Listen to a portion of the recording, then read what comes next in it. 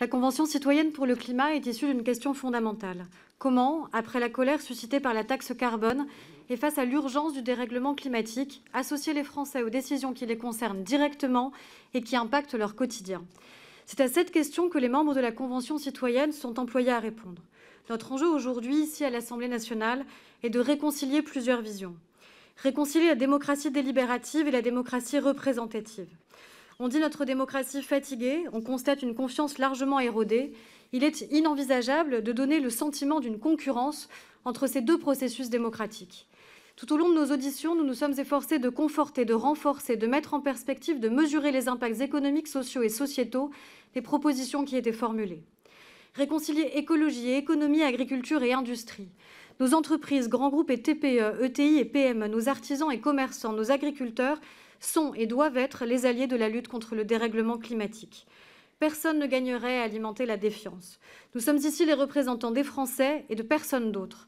Nous ne légiférons ni sous contrainte, ni sous menace, mais en liberté et en responsabilité.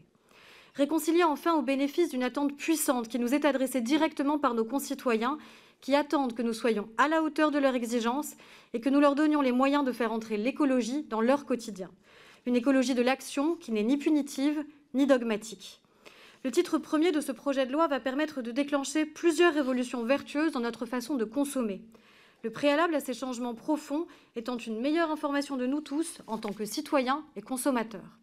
Une information pour éclairer nos choix, pour sensibiliser, pour responsabiliser. L'article 1er du projet de loi vise à rendre obligatoire à l'issue d'expérimentations un affichage environnemental. Un accent particulier est mis pour respecter le souhait de la Convention citoyenne sur les émissions de gaz à effet de serre. Il nous faut aller plus loin en élargissant les critères pris en considération afin d'expliciter les autres impacts environnementaux. C'est notamment le cas pour les produits agricoles, sylvicoles et agroalimentaires. Demain, cet affichage environnemental se devra d'être clair, lisible, facilement déployable pour les grands groupes comme pour les PME. Les articles 2 et 3 du projet de loi s'adressent directement à nos futurs citoyens, consommateurs que sont nos élèves et nos étudiants. L'article 2 inscrit l'éducation à l'environnement et au développement durable dans les objectifs fondamentaux et les missions de service public de l'enseignement pour donner une base légale à une démarche transversale déjà engagée. Cette éducation A va être déclinée dans toutes les filières, à tous les niveaux, dans toutes les disciplines où cela est pertinent. Chaque établissement est déjà doté d'un comité d'éducation à la santé et à la citoyenneté. L'article 3 va étendre ces activités aux questions d'environnement.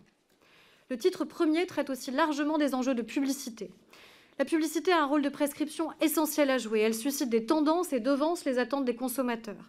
La meilleure preuve étant d'ailleurs que les investissements massifs sont déjà là en faveur des véhicules électriques ou hybrides. S'ils ne représentent que 16% des ventes de véhicules en France, c'est désormais une publicité télévisuelle sur 2 en matière automobile.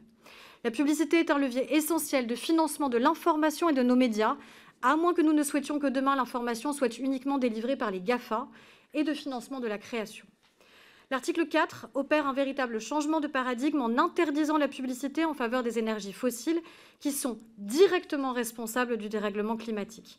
Il s'agit d'une mesure sans précédent depuis la loi Evin, adoptée il y a 20 ans. L'article 5 vise à réduire de manière significative la publicité audiovisuelle en faveur des produits et des services ayant un impact négatif sur l'environnement.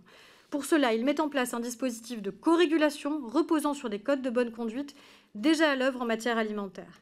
Ces codes transcriront les engagements figurant dans un contrat climat conclu entre les filières annonceurs et médias d'une part et le CSA d'autre part.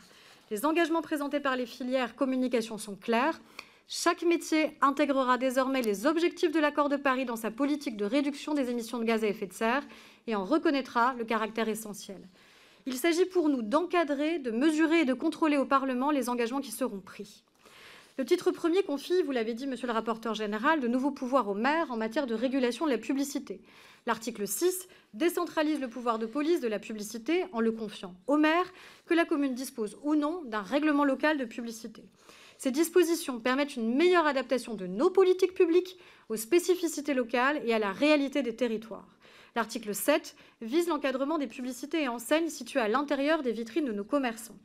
Il convient de garantir leur liberté et leur droit de propriété tout en préservant des attentes manifestes à l'environnement. Je vous proposerai de préciser le champ de l'article 7 sur les enjeux de pollution lumineuse.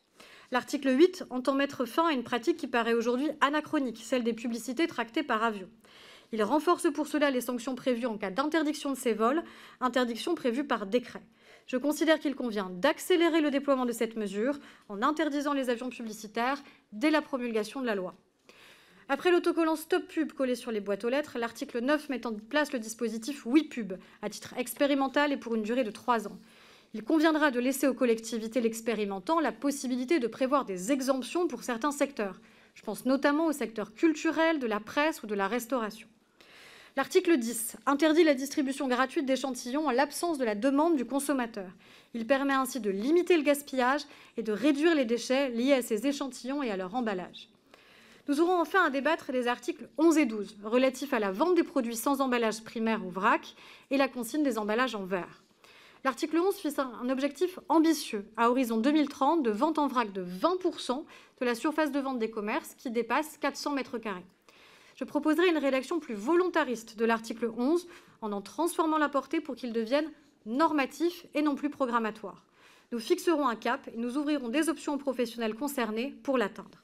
L'article 12 prévoit que l'obligation de mettre en place une consigne pour réemploi des emballages en verre pourra être généralisée au plus tôt au 1er janvier 2025. Je sais que cet article suscite beaucoup d'inquiétudes.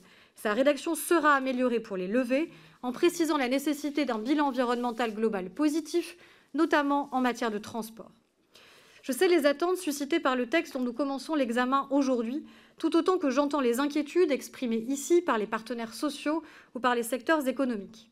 La lutte contre le dérèglement climatique est un enjeu collectif qui nous dépasse et qui doit se faire avec et non contre, avec les entreprises, avec les industriels, avec les artisans et les commerçants, avec les agriculteurs, avec les Français et, je le crois, avec les parlementaires. Je vous remercie.